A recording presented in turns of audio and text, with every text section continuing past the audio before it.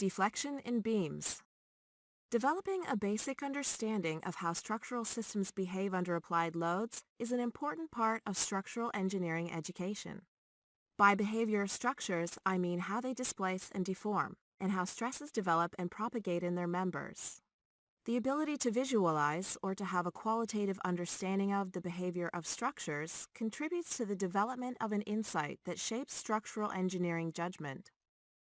This lecture focuses on a qualitative approach for drawing the deformed shape of beams under applied loads.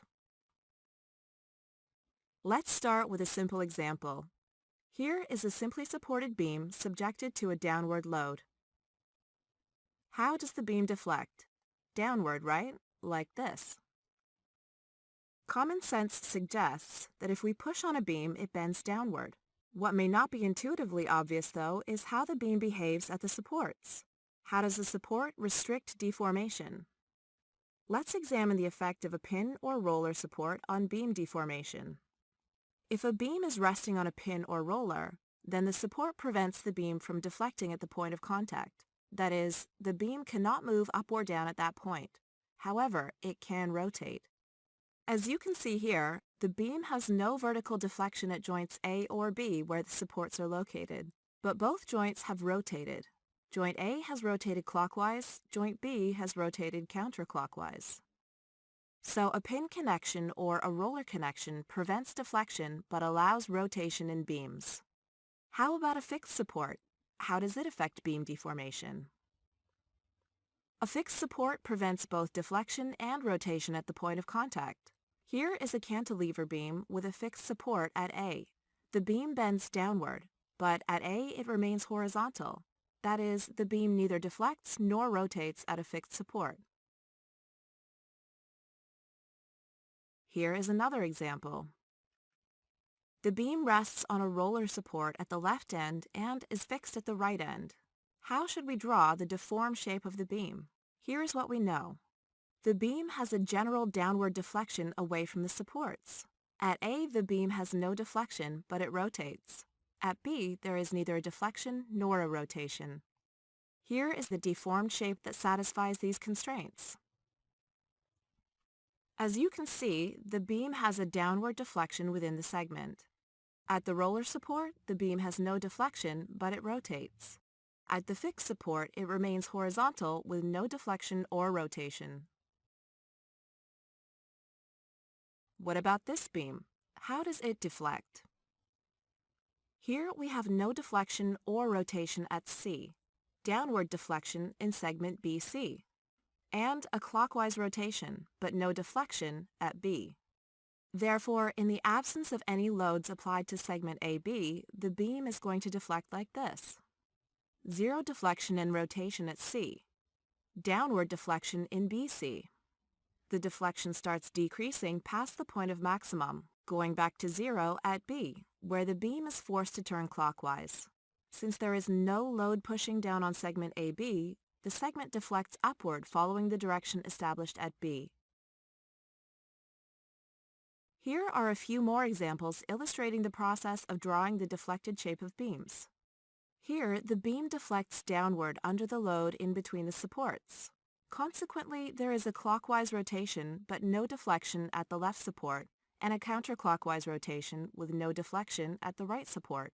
Since the beam is not restrained at A, and segment AB is not subjected to any loads, the segment deflects upward. Similarly, segment CD is forced to move upward as shown.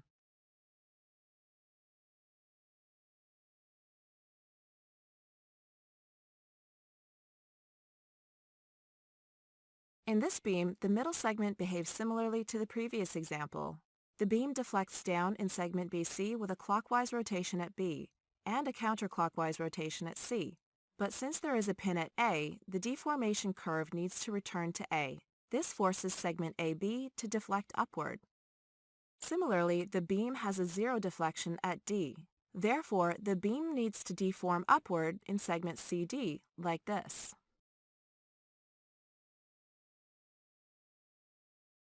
This beam is similar to the beam in the previous example. Here, however, there is a fixed support at the right end of the beam.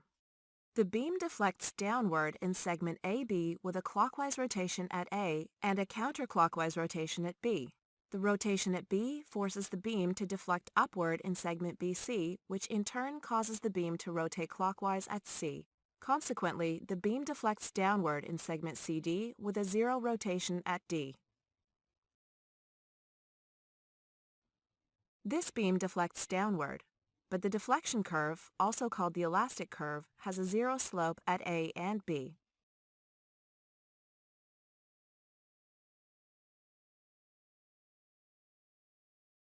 The elastic curve for this beam has a zero slope at A, a negative slope at B, and a positive one at C, so the elastic curve looks like this.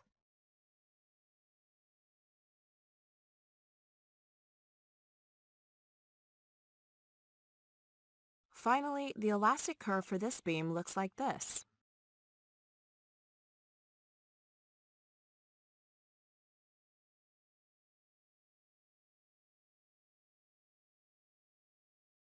There are times, however, that the overall shape of the elastic curve is not intuitively obvious. For example, consider a beam subjected to a concentrated moment, as shown here. You may not be able to figure out how the beam deflects by visual inspection. In this case, we can use the relationship between bending moment and deformation in the beam to draw the elastic curve. By convention, we know that a positive moment in the beam causes a concave up deflection like this. And the beam deflects down when bending moment is negative, like this. So if we know how bending moment varies in the beam, we can determine the shape of the elastic curve.